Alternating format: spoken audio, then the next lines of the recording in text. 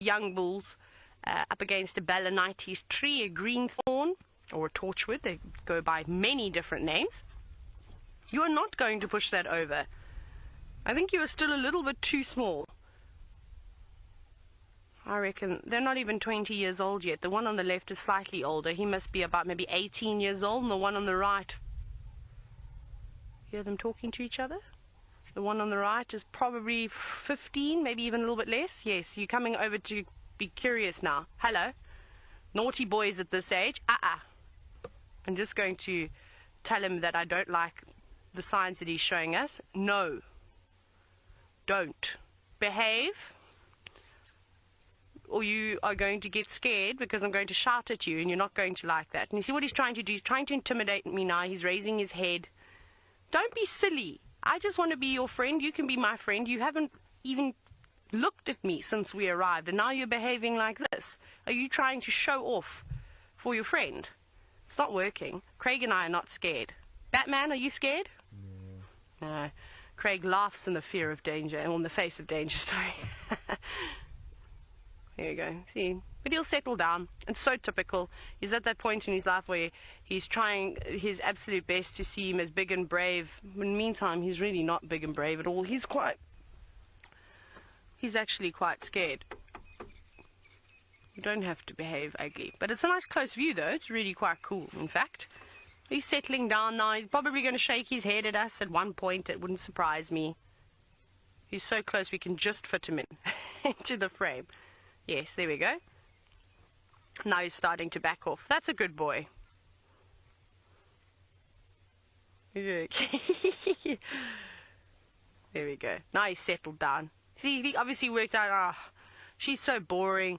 We're not getting a reaction out of her. Okay, I'm just going to eat now. Well, let's see if he's going to eat. Yeah. So you're not doing the silly displacement behavior that young elephant bulls are known to do. Sorry, a rogue hiccup. Now you're eating a very prickly plant.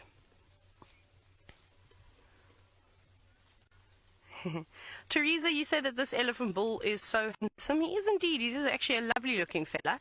He's got nice ivory. He had beautiful, beautiful eyes too when he opens them wide enough that we can see them. And now he's settled down. You can see that his bottom lip is wet. They were having a drink. We actually spotted them as we were coming across the dam wall. And I tried to get over here as quick as I could to catch them having a drink. But it seems as though they didn't spend much time at all at the water. And because it's not very hot today, it's still quite cool. They don't need to splash all the water and cover themselves with mud. There's no need to do that. But I still can't figure out where that big breeding herd has gone. They must still be feeding in the drainage line somewhere just out of view. But I'm sure that they're still around here.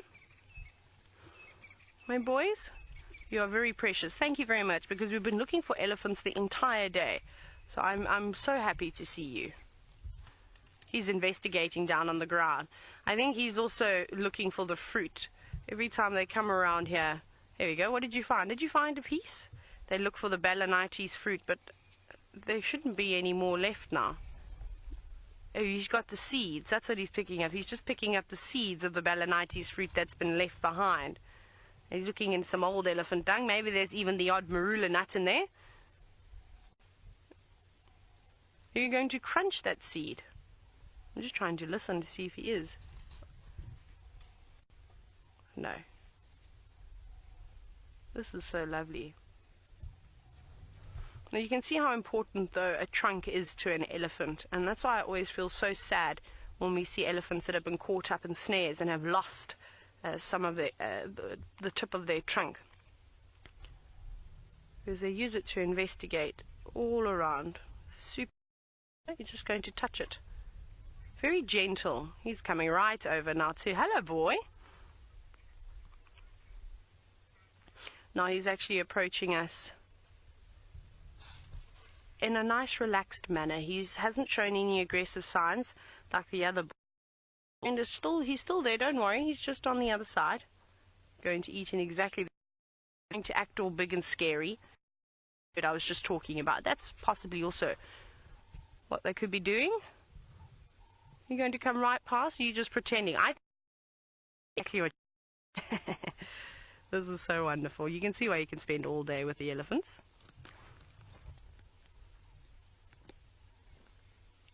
Listen to me. Look how careful he's putting. Look at his feet. Craig, look how carefully he was putting his feet down. Oh, no, no, he's not. It was so funny. It was like, you know, when the kudu and the nyala walk, or even when a leopard is stalking something, how they make sure they don't stand on anything that can crunch underneath their feet. They're talking to each other again. He was doing that, but now he's carried on. This is beautiful. Now they keep doing these sort of low rumblings to each other. I'd love to know what they're actually saying. Maybe they're deciding where they're going to go from here, if they're going to go and feed. Are they going to carry on their own, or are they going to try and follow up on the breeding herd that has moved through here already? But for now, it's just time to carry on feeding, which they will do the whole day. They don't need much rest.